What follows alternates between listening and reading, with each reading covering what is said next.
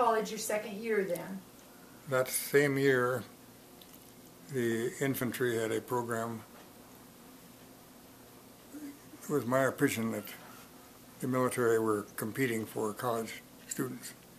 They wanted people who were smarter than mill run, I guess. So they had a ROTC program where we could, what did ROTC stand for? Reserve Officers Training Corps. Where we could sign up and we were committed to become infantry officers. And that kept us in college because they didn't have enough officer training schools to send us off to them. So we just committed, and that kept us from being drafted immediately. And a lot of us wouldn't have been drafted anyhow, weren't old enough or whatever, but that gave us some continuity to stay in college. I'm losing track of my summers here. Maybe working at the hot mix plant was the summer before I went to college, I'm not sure. The next summer, I worked at Fort Peck Dam. Again, assistant engineer. Tricky job again. There was seepage under Fort Peck Dam. The dam wasn't supposed to have seepage. They've got what they call a cutoff wall, a bunch of steel piling driven a couple 120 feet into the ground right through the middle of the dam. They were supposed to block off all the water, and it didn't. So we were drilling core holes through the dam about every 50 feet and measuring how much water there was in the core hole and measuring how deep it was so they could figure out how much seepage there was. And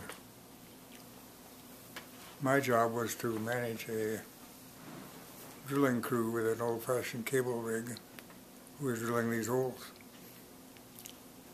Irwin Bohm, a farmer halfway to Fort Peck, was actually in charge of the crew, but he knew what he was doing, but he was a laborer. He wasn't a skilled engineer like me.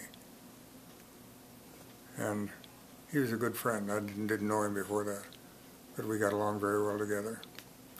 He made a point of teaching me how to take the government's pickup, drive off into the surface of the north face of the dam, where we were drilling all these holes, and getting the pickup stuck in the sand there.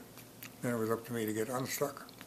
And of course the point of his training was you never spin the wheels, you turn the wheel very slowly and slowly work your way to where you have a little bit of leeway in the track and rock your way out. So he had me training to do that. Then we did some more training down there how to run a little Caterpillar, this time without any natural gas pipelines. And did a little bit of training on how to drill water wells. Didn't take much training. Running a cable rig, as they call them, was not tricky at all. So that summer, that's what I did. Then went back to college again. There was a new program for college students where you could join the Air Force. Didn't take long for half a dozen of us to figure out if we were going to get shot at.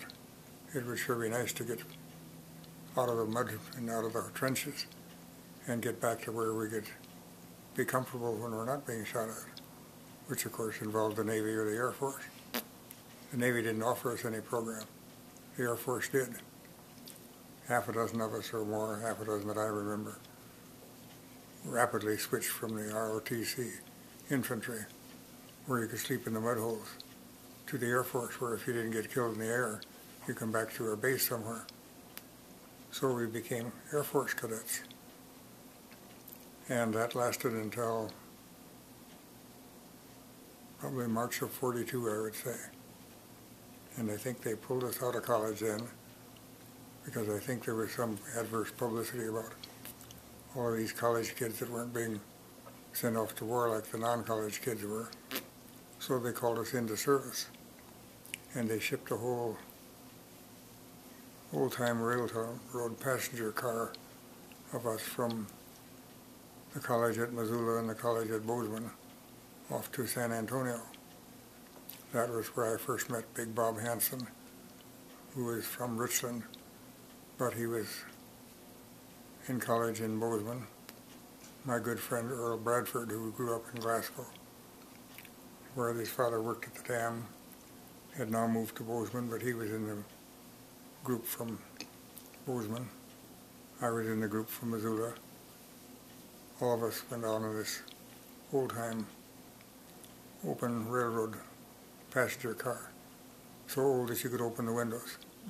And we cruised along from, gathered in Butte. Must have been 30 or 40 of us in the passenger car, shipped off to Salt Lake City. Next stop was Denver. Met John and Ruth in Denver.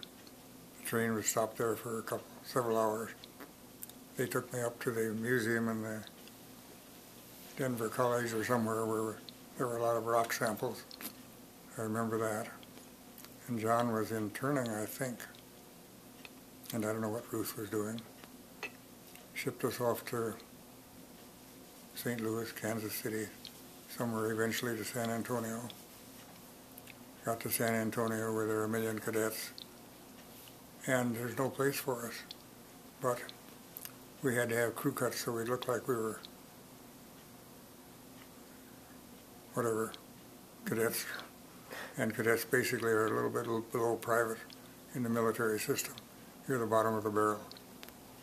And we had aptitude tests, and the aptitude tests were to figure out whether we were qualified to be pilots or navigators or bombardiers.